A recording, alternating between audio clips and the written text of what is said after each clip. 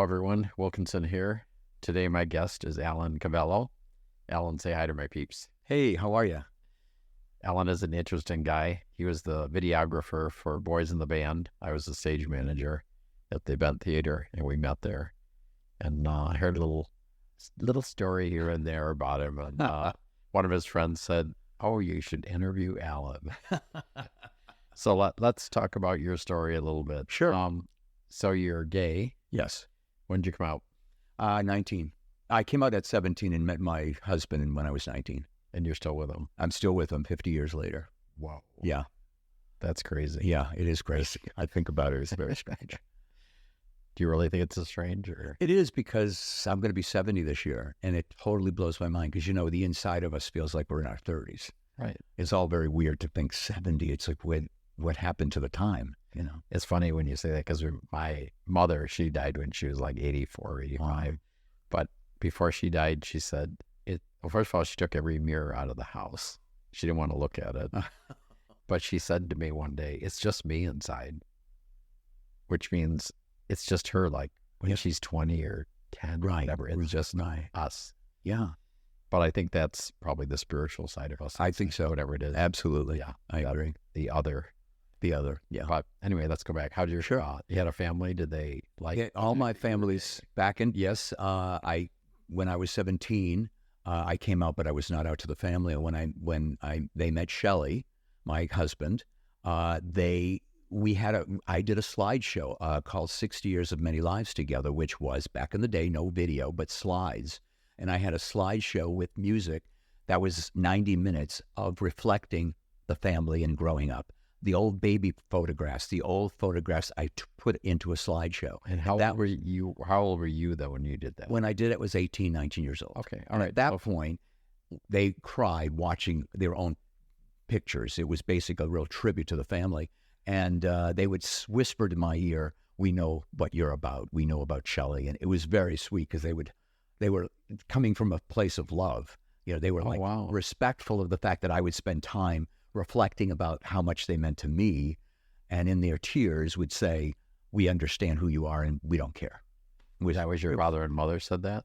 Well, my father was gay. He was not part of the deal, but yeah, that was your father was gay? My father was gay, and my parents were married for 10 years, but he responded very differently about it. He did not have a good experience being a gay man, so he was afraid that my being gay would be a curse.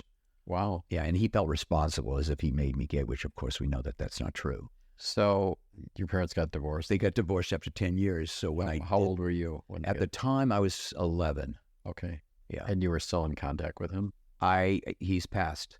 But I mean at the time, we were still in contact. He was in Boston. I lived near the Cape, outside of P-Town. And we had an interesting relationship, distant. And you would think it would be the opposite, that we were sharing the same, sexual lifestyle, but it was opposite. He was very contentious and very, very kind of confrontational. He was having some mental issues, I think dealing with his own gayness, right? In the 50s. He wasn't at the video presentation. He saw the video and thought it was awesome. He loved it, but my family saw it in a different way. It was about them, and I wasn't expecting it to be the perfect way to come out to your family. Right. It never dawned on me to do that. Did your mother remarry? She did. And so her second husband was there watching it? Yes, he was. Okay. And he's the one that was on board with it? Yeah, they were everybody, because he was in it. He was in the video. Besides the photographs, there were some recordings. So I did the best I could to capture the sound and the pictures of my family in the 60 years that we had shared the experience of being a family. Was Shelley in that? Yes, very much so. Yeah. So who was Shelley before the video? Was he just your friend, your roommate, or what was he? I met him in a bar. But I mean, to them, what was he? To them, he was just a friend. Yeah, a friend from Boston. And, he didn't have a family in Boston. So for Thanksgiving and Christmas, I invited him. And my family was always very warm and welcoming. And so it didn't matter. Right. But it was a lot of time was being spent with Shelley. So at that point, they put two and two together. Okay, so now we go back. So you met him at a bar. Met him at a bar through a mutual friend. And I was dating this guy. And on weekends, I was at the dorm and my friend was with his parents, so we would come to Shelley's house on weekends to spend time with him. And the three of us would do things together, go out. And one weekend, David called Shelley to say, I'm dating Peter. So, tell Alan I'm not coming to visit. And Shelley says, so he dropped you? Yeah, he dropped me on the phone. And Shelley's like, well, you can come over anyway. Because, I would just go and hang out with Shelley and then go to the bars. Right. It didn't dawn on me that he would be anybody that I would have an interest in. Right. So one thing led to another, and we just kept hanging out. And I'm 19 and having my focus on wanting to have a relationship, and he felt like the perfect candidate. He was always wanting to get stoned when we would talk about something as serious as a relationship. But, I eventually conquered it. I got my way. So David was the guy that left? David was the guy that left, and we were still friends at the time. But it was just an interesting thing because David was more my physical type. He was very Paul Newman looking with the gorgeous eyes and the afro hair and just amazing looking guy. But Shelley was he black? He was not. But he had afro hair. But he had very thick, brown, beautiful hair. Yeah, it was, you're talking about the 70s here. Now you realize that David sent you a text if they had text. Yes. That's what he would have texted me to say we're done, which, it's amazing that people can just do that. But he was, we were hippies, everything's free love and, it's not nobody's taking anything too seriously. At 19 years old, I was taking it all very seriously. Right. Yeah. Did you ever stay in touch with David? Oh, we did. Yeah, for a while, and I don't know where he is now, but for probably 20 years after that, we stayed in touch. So did you and Shelley move in together, or what? What happened was that I was leaving college for the summer, and I said I'd like, to hang out with you until I find an apartment.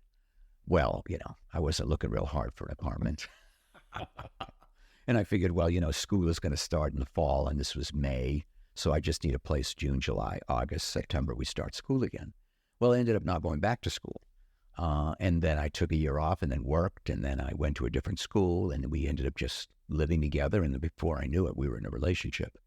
So it worked out great because it's something I had decided. I decided that was what I wanted to do, is have a serious relationship at 19 years old. I wasn't really much into the playing around. Huh. Yeah. That's not fair. It seemed pretty easy.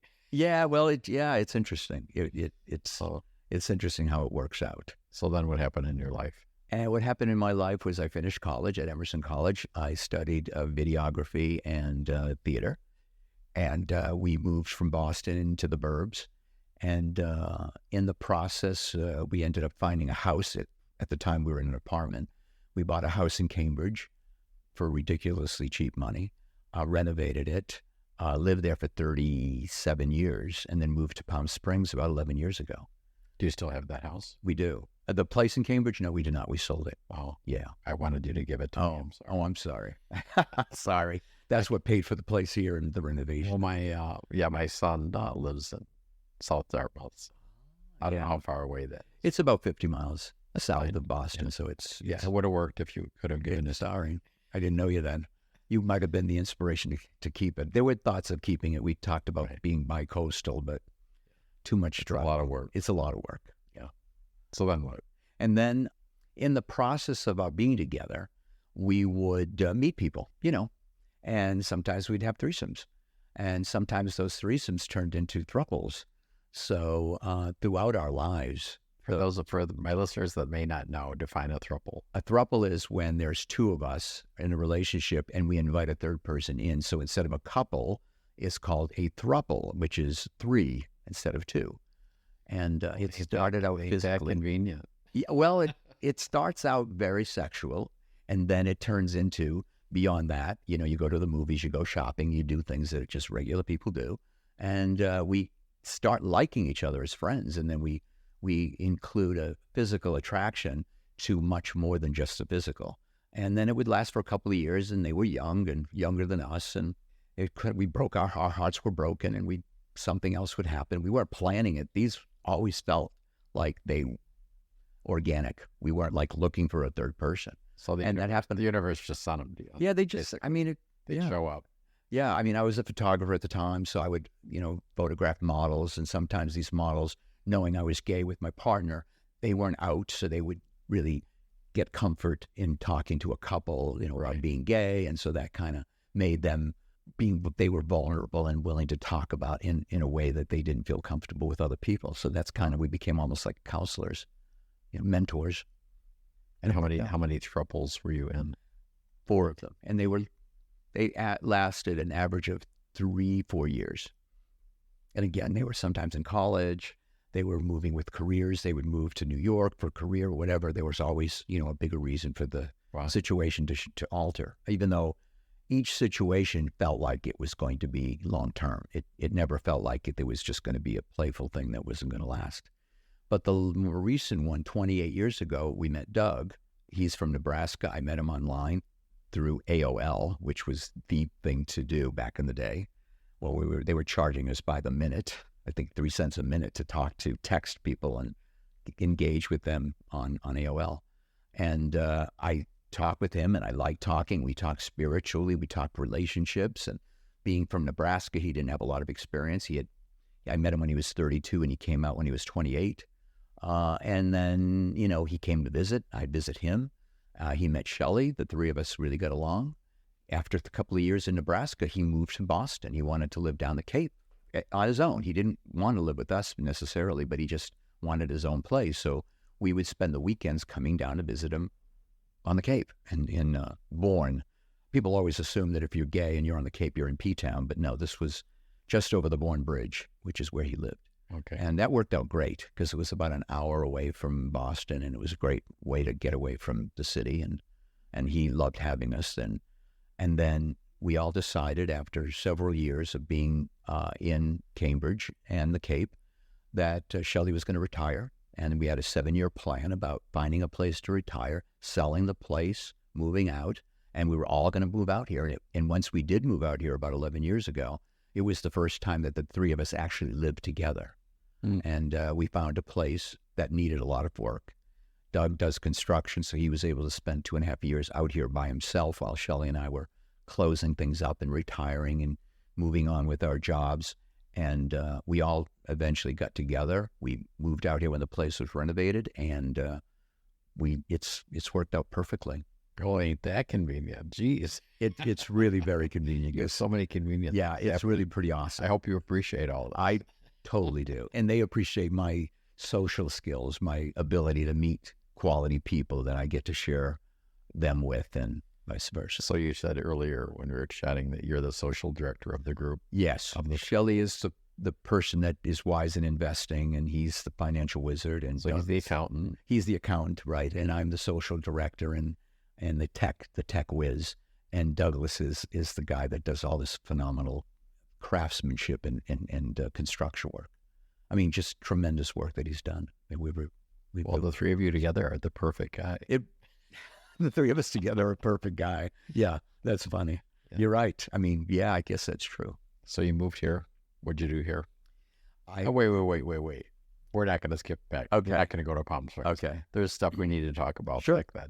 You were telling me about an interesting little side business you got into. So it's the 80s, and we're all concerned about HIV/AIDS, and of course that put a stop on free sex and having all this great time. Everybody was petrified in Boston, New York, all these cities, and I was noticing that we're all still horny. We all still want to engage somehow in a sexual adventure.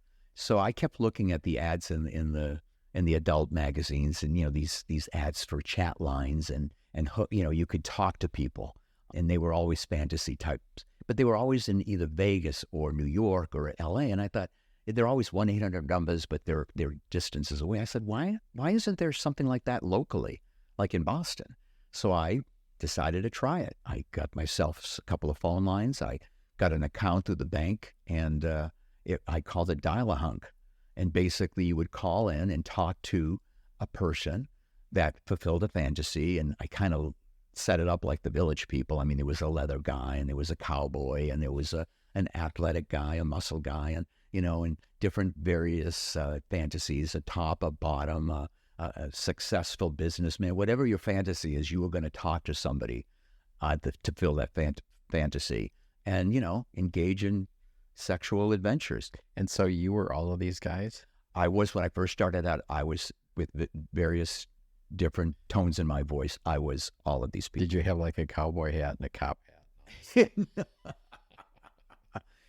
In the photographs, I would find photographs that I could, post. I would, when I was posting ads in the Boston Phoenix, which was the sort of underground newspaper, I would post photographs of these guys so people had a sense of who they were, but they were always people that I just found in magazines. They weren't anybody that I ever met. But we had never intended on meeting anybody. It was purely sexual fantasy over the phone. Just talk. It was just talk. And it worked out because there was no contact. It was all about, being safe, but still, allowing our fantasies to run amok. And it was great. I mean, it was a very successful business. So that whoever came up with talk is cheap. It wasn't cheap for us. Didn't know what you were doing. That's true. And one of our logos was, "We don't get off until you do." Because people would always say, "How long do these calls last?" And, we didn't put a limit on it. We didn't. Right. Because are they paying by the minute? They're paying, it's $30 a call. So it's however long, in 20 minutes to an hour. It depends. And most times it was about 15 to 20 minutes. So you did all the talking. I did all the talking until I realized I needed help because the phone was ringing off the hook. And I had two lines. I had a home line and then I had the business line. And they would call and they would say they wanted to talk to a specific person. And I'd call them back after doing their credit card transaction. And I'd call them back as the person they wanted to talk to. And then I just got busy, so I'd hire a couple of other friends, and I got more phone lines in, and the calls would come into my house, and then I would forward the call forwarding to their number. So we would keep their number secret and discreet, so they wouldn't have to worry about getting calls afterward. And they would tell me when they could work, and it worked out great, and we were all doing great business. Did each guy assume one character? Yes. At that point, we were able to break it down, and each guy... So you're the cowboy, I'm the cowboy. Yeah, and each of them would have two characters. They would, because there were 6 of us that was supposed to be, and if there's 3 of us working, we would have to take on 2 roles. So we did. Well, how would they know who they were when the call came in? Well, first of all, when the call came in, they would just speak and get the transaction information. So that was just them being them. And then when we called them back, once the credit card went through, they would say they would want to talk to Jason or they wanted to talk to Mark. We would then call them back, blocking the number. Of course, we wanted to maintain discretion in the character that they were hoping to speak to. And sometimes they didn't care. They didn't always ask. They said, I just talked to whoever's on the line, which is fine, which is okay too. And a lot of the time they just were lonely. I mean, I hate to say it, but a lot of the time these guys would start out sexual, and then they were just wanting to see how I was doing and what was my interest and could they call on a regular basis. They were, either just out of a relationship or they just were feeling lonely or they were successful and they weren't maybe out in their community or out to their family. So there were different degrees of interest that people were calling us about. It wasn't just strictly a sexual thing. I had a number of escorts on the podcast. And they've heard that same story even today, because some guys are just lonely. They just want somebody to hang around with. And I know it sounds crazy, but they just want to engage. They want to be able to just share their feelings with somebody that they can trust, that it's discreet. You can be vulnerable with somebody. Sometimes a stranger is easier to talk to than a friend. Right. Yeah. So the business went well? Business went great. And then I had a phone call from a woman. And I thought, there's nothing about the ad that says dialogue that says we're gay. I just assumed that people would assume that there's guys like the Village People. They must be gay. Well, she said, what about women? And I said, what do you mean? Do you want to talk to a woman? And she says, or do you want to talk to a guy? She says, no, I'm asking you why you don't hire women. And I said, what do you mean? She says, well, just because you're gay doesn't mean you shouldn't hire women, because there's a lot more straight men that would want to talk to women. I thought, well, that's interesting. I said, why are you asking? She says, because I want you to hire me. I said, oh, wow. I never thought of that. That I was embarrassed to say that I was kind of focusing on my own sexuality and hadn't thought about the money that could be made here. And obviously a whole community has been not being tapped. So I ended up hiring her. Oh, you did? I did hire her. She worked out well. She was a housewife, married with children, and she just took a break from it. And at night when the kids were asleep, she would let me know that she needed to work certain hours, and I would forward the calls, and she did very well. And then, again, the phone would ring. It always rang once in my phone, in my home, and then forward. So at that point, every time it would ring once, I knew there was another call coming through, and it was ringing a lot, and she was busy on the call. So I hired somebody else. I hired a woman who was a dominatrix. I noticed her ad in the newspaper, and she wasn't working anymore. And I said, what's going on? She says, well, the whole HIV/AIDS thing's really freaking me out. So I'm not doing that anymore, but I would consider doing phone sex because that's safe. And I said, cool. I need somebody, that has experience like you do. And I hired her, and she did phenomenal business. For some reason, that really tapped the market. And she did so well that she decided to take a trip to Japan for a month. And again, the phone's ringing at my house and then forwarding to her answer machine that said, I'm not available. I'll be gone for the month. But when I come back, I'll return your call. And I think, God, every time that phone rings, that's another, couple of bucks I'm not making. So I said, I got to find somebody else, but I got to find somebody that's like a dominatrix. And that's not easy to find. So I thought, I'm an actor. Let me see if I can't do something about that. So I decided to try out this voice, and I started taking her phone off forwarding, and they would call me, and I would say, as Suzie, Ivy's not here right now, but I would like to take your call. I can certainly talk to you. And Ivy and I are very good friends. I'm 5'6", 120 pounds. I'm very, very in very good shape, and I like to dominate men. I like to take control of things, and I know a lot of you guys like that very much, and that's how that works. Wow. And they fell for it. They fell for it. Amazing. And once in a while, when you're doing this business, I couldn't reveal to the bank that I was running a phone sex salon. I had to say it was a consulting firm. Right. So when they would get the bill, it'd say CB Consultants. And if their wife was doing the numbers, was paying the bills, they may not know what that was. And if they were asking, I don't know what CB Consultants is. So I would get what's called chargebacks, where the banks would reject the call because they were the person doing the call the customer would not recognize it and would reject the call like it was, we were stealing money from them. So a couple of times people would call and I'd say, you didn't pay your bill, you CB Consults. Oh yeah, so I would charge them double to make up for the call that they didn't pay for. And one time a guy called, and he had called several times and he didn't pay any of the bills. So I said, I'm really upset with you because I don't know why you just don't pay your bill. And I said, is there a reason? And he said, no, I feel like, why should I have to pay for it? Because, you're hot and sexy and I really get off talking to you. I said, well, don't you like men? He said, oh, no, I don't like men at all. That I'm just totally strict into women, I said, well, how would you feel about talking to a woman who's actually a guy? So in the middle of my talking as Suzie, I switched, and that totally freaked him out. He completely flipped out. And never called again. Never called again. So it was my way of sort of getting him back for all that time that he had wasted with me. That's great. And talking as Suzie really opened up understanding straight men, understanding, they're again, back to being vulnerable. A lot of these straight men were just lonely. One guy had lost his wife a couple of weeks before our call, and he said his wife encouraged him to talk to me.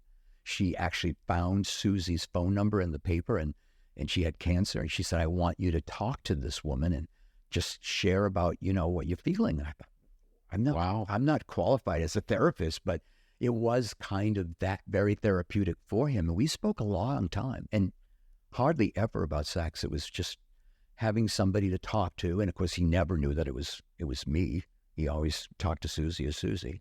And so... Did you ever feel guilty about being Suzie? No, because I was into it. Because you're doing a service. I was doing a service, and it didn't matter. Honestly, it felt like some of the guys that I know have voices that could pass as women very easily. Right. And I didn't. I mean, I had to put it on. But at that point, it was about heart-to-heart conversations. These are just people that are talking to people. Right. And it almost didn't matter because it was beyond a sexual attraction. It was just making contact. And I don't think if he understood himself that he wouldn't have minded talking to a guy, but he's just thinking it starts out as a sexual fantasy, or, he starts out with the physical attraction, but then it develops into a sense of trust. Right. And a feeling that I just, he would tell me about this wife of his that he just lost. And I thought, God, this is not where I expected this story to go. Right. And it was very emotional and very, very sweet. I mean, yeah, we kept, and sometimes he would just call to say hello, not pay for a call. And he just, hi, it's, Suzie, it's Frank. And I just wanted to say hello. I was just thinking about you. And it was sweet, Did any of them ever want to meet Suzie? Oh, God, they always wanted to meet people. They always wanted to meet any of the guys or the women for sure. I even had one guy who was a cop, and he worked in a town, and he could never use his credit card because obviously he didn't want it traced. But he wanted married? He was married. Yes, he was married, and he's a cop and well-respected guy. People would know who he was. And he would tell Suzie he wanted to do a call, but there's got to be another way of paying. He said, maybe I can send you gift cards. So she said, no, you can't say, I don't want you to know my address. I want to maintain discretion. So she said, but I have a friend, Alan, who lives in Cambridge, and you can always give him the gift cards and he'll get them to me. So sure enough, he would, Fridays on clockwork, after work, he would bring me gifts or lobster sandwiches, which happened to be, a place right on the beach where he worked, where they had the best lobster sandwiches. And so he would, on Fridays, bring me this lobster sandwich for Suzie. Did Suzie like them? Very much so. They were very, very tender and very tasty. Wow. Yeah, it was pretty amazing. And he never caught on? He never caught on. No, he was really cool. How long did that go on? That had to go 6 years. 6 years? 6 years, yeah. Yeah. What happened to him? I just stopped the business. The business started to become less of an attraction when these party lines were coming in, these 800 hot men lines where you would call the line in and somebody else would call it, and then you'd hook up with them on the phone. And then if you hit the pound sign, you would stop the call and hook up to somebody else. So there was just people paying for their time on that line, the party line. They just stopped calling, dial-a-hunk and dial-a-mistress. Did the women, did the guys calling Suzie, did that business drop off too? Not as quickly as I would think it wouldn't have. It wouldn't have, but then again, guys, straight men could call lines where women would call in. So men and women they could do it. They could do it themselves, and that caught on too. And that was another, basically before the internet, before Grindr and Tinder and all that stuff, those were the ways that people could hook up. And that was happening just after the HIV/AIDS crisis started to become, where the cocktails came into play and there was less fear. And so that started opening up different markets. And that's what happened with us. And you had told me earlier that on those chat lines, they could actually meet up if they want.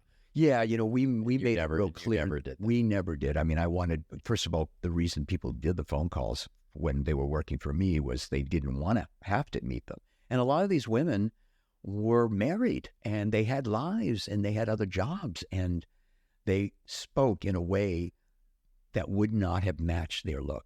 They did incredibly well. They were very successful, but they wanted to maintain that discretion. They wanted to fulfill fantasies and live through their fantasies themselves. So it worked out. So at the height of your success with it, how many people were working with you? We had as many as 8 people working. Wow. And it wasn't all at once because, like I said, they would call me to let me know when they were available. Stuff like that. So they had shifts. And we kept growing the women and how many there were in different styles and different fantasies, and the guys too. Did you do an ad each? Yeah, the dial-a-mistress was a different ad than dial-a-hunk, and sometimes we bundled them together so that they were people knew they were the same company, but different phone numbers. So I would have like 7, 8 phone numbers, phone lines in my house, and then each of those numbers were attached to the ad. And each person had a different phone number so that you could call them directly, and it no longer was one person playing more than one character. So that was a full-time job for you. Yeah, that was. It must have been. It was exhausting because the hours were mostly at night. So I would go to bed at 5 a.m. and wake up at noontime. But it wasn't very busy in the morning. But did you shut the phone lines off during the morning or what? We would forward them to services that would say, give us your number, we'll call you back, or we don't open until noon or whatever, something like that. And some of the people would actually, they were so happy with the business, they got a second phone line, and then we would just keep their phone line forwarded to them, and they would just have their own answering machine and then answer the calls when they were able to work. So it all depended on, everybody was at their own pace. Some of them were students, They would work a couple of hours a night. Others would work an entire weekend. It was like Uber, Right. except phone sex. So how much were these people paying per call, did you say? They were $30 a call, and the people working were making $10 a call, and sometimes you could make upwards to 4 or 5 calls in an hour. And the rest of the money was me. I was making 2/3 to pay for the phones, pay for the service, pay for the ads, and of course pay their salaries. So it worked out great. Everybody was happy about it. So was it lucrative at one? Extremely lucrative. I mean, there was a time that I was bringing $5,000 to $10,000 a week. Wow. Yeah, which blew my mind. I had no idea that it was possible to do that. Doggone internet wrecks everything. I had no idea what I was getting into.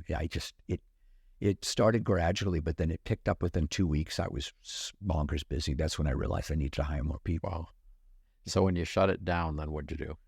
I went back to doing video editing, which is what my original passion was. A lot of the money that I made, I invested in more equipment and doing more of that work. So you got some really high-end equipment. I did. I got high-end equipment, which allowed me to get high-end clients as a result.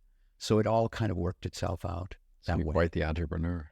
Yeah, it just sort of turned into that, which I was thrilled about. It was fantastic. And I'm still doing editing here in Palm Springs. I'm more semi-retired, but I don't feel good about just completely retiring. I have to have something to do. So is that why you said you have 5 gay bathhouses that you own?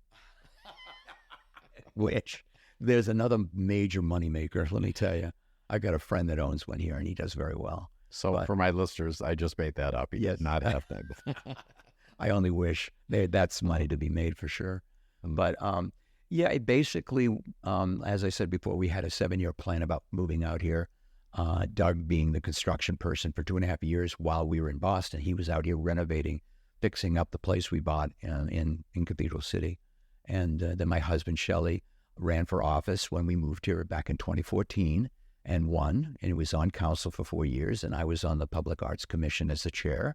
And we movers and shakers. We really got things moving. We engaged the community and were very actively involved and politically involved, and it was phenomenal. We felt very engaged. I did a lot of my videos for the city for free. The first time they ever had a state of the city where the members of the council were part of the video. Normally the mayor speaks on behalf of the city, but I got them to think about perhaps including more of the council members by videotaping and showing improvements of the city on video. And nobody in the valley had ever done that before. So we were the first ones to do it. Okay, so I have a question. Sure. I have a question, right? Right. So I do need some stuff done around the house. What are the odds, do you think, of like Doug being my temporary boyfriend for a couple months? I'm sure we could arrange it. We could find a way to, I'm sure that there's a way to compensate, for a job well done. Wow. Yeah, I can put him, I'll put an opportunity for you to test him out to see if he's what you're looking for. So, so the video, so we met on Boys in the Band. Yes, we did. Was that fun for you? That was a lot of fun. Yeah, it started out as just wanting to videotape because my friend Kai was in the show, and I knew that it would be nice if the other actors would see themselves because the show was phenomenal. It was truly amazing to me, and by the way, it's been nominated for some awards. It has been, and deservedly so. I mean, phenomenal directing, phenomenal stage managing from you. Great job. I didn't get nominated for that. I know. I'm sorry. I'm sorry. That's some of the best opportunities I missed. I think Terry should have gotten. Terry should have gotten because he was like really amazing. I mean, they were all great. They were all great. It was a true. They should have had what he had to memorize for that. But yeah, that was tremendous amount of work. They should have an ensemble award because that was a tremendous job they all did. Huh. So I got to do that, and it was not a single camera shoot. It was going to be a multiple camera shoot. And it was my way of giving back to the community. And we all get to see it, and we were all happy with the results. And then it spun into doing other things for the Bent Theater, which I'm really happy to be involved in, and meeting you. So that's probably the best part, isn't it? Really, it's always about. It's about. He has to be phenomenal. It's got to. Meeting you is a definite phenomenal experience for sure, and hopefully more of your audience will get to do that instead of just listening to your voice. But yeah, it's. Anything that's successful really usually is the people you meet. That's really where the engagement happens. And I know that the cast of Boys in the Band still meet regularly. Right. which is cool. They just, Thursday nights, baby. what's that? Thursday nights. That's right, exactly. And it's so fun because they're not there to rehearse. They're there to just be involved and have fun with each other.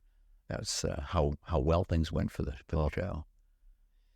Well, I appreciate you coming in. Absolutely. Before I wrap this up, Yep. I always ask my guests, what have you learned in your life? What could you pass on as advice or just life experience to my listeners? I would say if you're going to dream big, and don't be afraid to take risks, because a willingness to succeed requires a willingness to fail.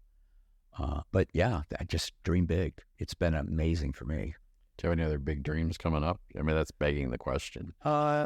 Yeah, I want to do a movie. I want to produce a film. Well, I want to do one too. So there you go. About it. And I need actors. So look at that. There you go. So maybe that fulfills one of your dreams that you want to do. There you go. You did those acting classes, so why not make use of what you've learned?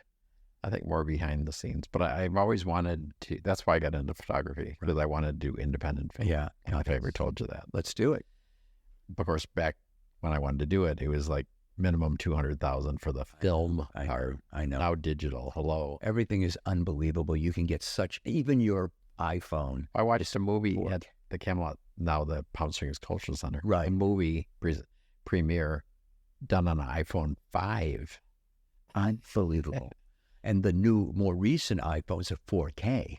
They are tremendous quality. It's a sound. It's truly astonishing what you can do. And you can even do editing in your phone now. I mean, it's beyond phenomenal. I mean, I've been doing editing for 45 years, so I've seen things change a lot. You got the big screen with all those little wavy things on it, right? You bet. All those wavy things. Absolutely. Absolutely. All right, Alan, you're a fun guy. Thank you. Thank you very much. It was a pleasure. Thank you very much for having me. I appreciate it. Thank you all.